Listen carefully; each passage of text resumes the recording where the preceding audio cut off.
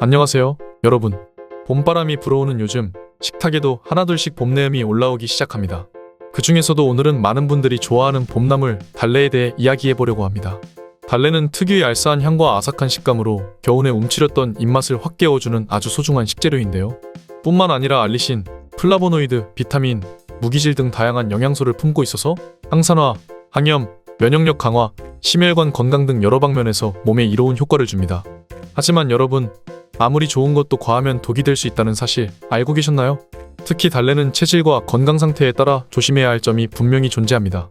그래서 오늘 영상에서는 달래를 건강하게 먹기 위해 반드시 알아야 할 주의사항을 구체적인 사례와 함께 하나하나 차근차근 설명해 드리겠습니다. 자, 그럼 본격적으로 들어가기 전에 달래가 어떤 봄나물인지 먼저 간단히 소개해 드릴게요.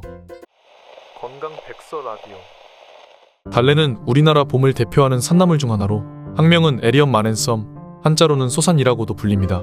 이름에서 알 수 있듯 마늘처럼 알싸한 향을 지닌 작고 귀여운 알뿌리를 가진 식물이에요. 주로 이른 봄, 산과 들에서 자생하며 흰색이나 연분홍빛 꽃을 피우기도 하는데 특징 중 하나는 암수 땅그루로 꽃이 핀다는 점입니다. 마늘이나 부추와 같은 알리움 계열에 속해서 그 특유의 매콤한 향과 맛이 입맛을 돋우는 데 탁월합니다. 전통적으로는 봄철 입맛이 떨어질 때 달래장을 만들어 밥에 비벼 먹거나 달래된장국을 끓여 몸을 깨우는 데 활용해왔습니다. 또한 달래에는 면역력을 높여주는 알리신을 비롯해 항산화 물질과 다양한 무기질이 풍부하게 들어있어 봄철 나른함을 떨치고 체력을 보충하는 데 훌륭한 역할을 합니다. 그만큼 달래는 단순한 나물이 아니라 옛 조상들이 봄을 맞을 때 가장 먼저 찾던 자연의 보약이자 오늘날에도 과학적으로 그 가치를 인정받고 있는 소중한 식재료입니다. 자, 이렇게 매력 넘치는 달래지만 앞서 말씀드렸듯이 섭취할 때 몇 가지 꼭 주의해야 할 점이 있다는데요. 이제 어떤 점을 주의해야 할지 본격적으로 알아볼까요? 첫 번째, 열이 많은 체질이라면 달래 섭취에 주의해야 합니다. 달래는 한방에서는 온성, 즉 따뜻한 성질을 가진 식품으로 분류됩니다. 몸이 차거나 소화력이 약한 사람에게는 이 따뜻한 기운이 매우 유익하지만 반대로 몸에 열이 많은 사람, 특히 얼굴이 붉게 달아오르거나 잦은 두통, 입마름, 피부 트러블을 겪는 분들에게는 문제가 될 수 있습니다. 실제로 실열 체질의 분들이 달래 같은 온성식품을 과다하게 먹으면 체내 열이 더욱 높아져서 두통이 심해지거나 코피, 얼굴 붉어짐, 심한 경우에는 염증성 질환이 악화되는 부작용이 나타날 수 있습니다. 특히 봄철은 본래 양기가 올라오는 계절이기 때문에 열이 많은 체질인 분들에게는 더욱 민감한 시기입니다. 만약 평소 얼굴이 잘 붉어지고 가끔 가슴이 답답하거나 두통을 자주 느끼는 분이라면 달래를 너무 많이 먹기보다는 소량만 섭취하거나 다른 봄나물로 대체하는 것이 바람직합니다. 예를 들면 미나리나 오이처럼 몸을 서늘하게 해주는 식재료를 함께 곁들이는 것도 좋은 방법이 될 수 있습니다. 두 번째, 위장이 약하거나 소화기 질환이 있다면 생달래 섭취를 조심해야 합니다. 달래 특유의 알싸한 향과 맛은 알리신이라는 강력한 생리활성 성분 덕분입니다. 알리신은 항균, 항산화, 면역력 강화에는 탁월한 효과가 있지만 동시에 위점막을 자극하는 특성이 있습니다. 따라서 위염이나 위궤양, 역류성 식도염 등 위장 질환이 있는 분들은 달래를 공복에 먹거나 생달래를 한꺼번에 많이 섭취할 경우 속쓰림, 복통, 구역질 같은 증상이 악화될 수 있습니다.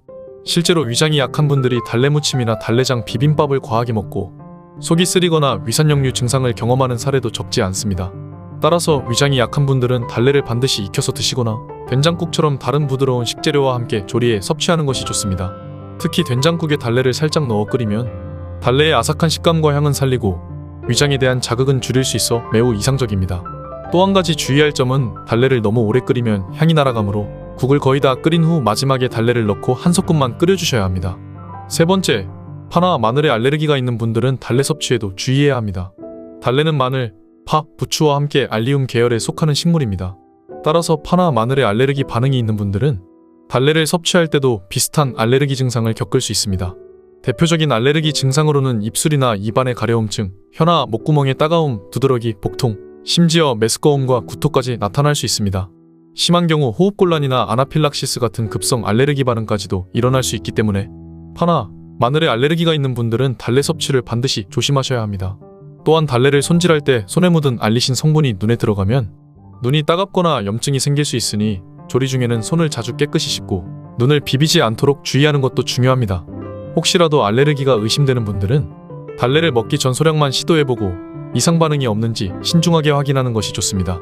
만약 조금이라도 알레르기 반응이 나타난다면 즉시 섭취를 중단하고 전문 의료진의 상담을 받으시는 것을 권장합니다. 자, 오늘은 이렇게 달래를 섭취할 때 꼭 주의해야 할 3가지 핵심 포인트를 살펴봤습니다. 첫 번째, 열이 많은 실열 체질인 분들은 달래를 과다 섭취하지 말 것. 특히 두통이나 염증 증상이 심해질 수 있습니다. 두 번째, 위장 질환이 있는 분들은 생달래를 피하고 부드럽게 익혀서 소량만 섭취할 것. 세 번째, 파나 마늘 알레르기가 있는 분들은 달래에도 알레르기에 주의할 것. 조리시 눈에 묻는 것도 조심할 것. 달래는 정말 훌륭한 봄나물이지만 내 몸 상태와 체질을 고려해서 적당히 즐기는 것이 무엇보다 중요합니다. 제철에 먹는 달래 한 줌은 봄철 춘곤증을 물리치고 몸에 활력을 불어넣는 최고의 자연 선물이 될 수 있습니다.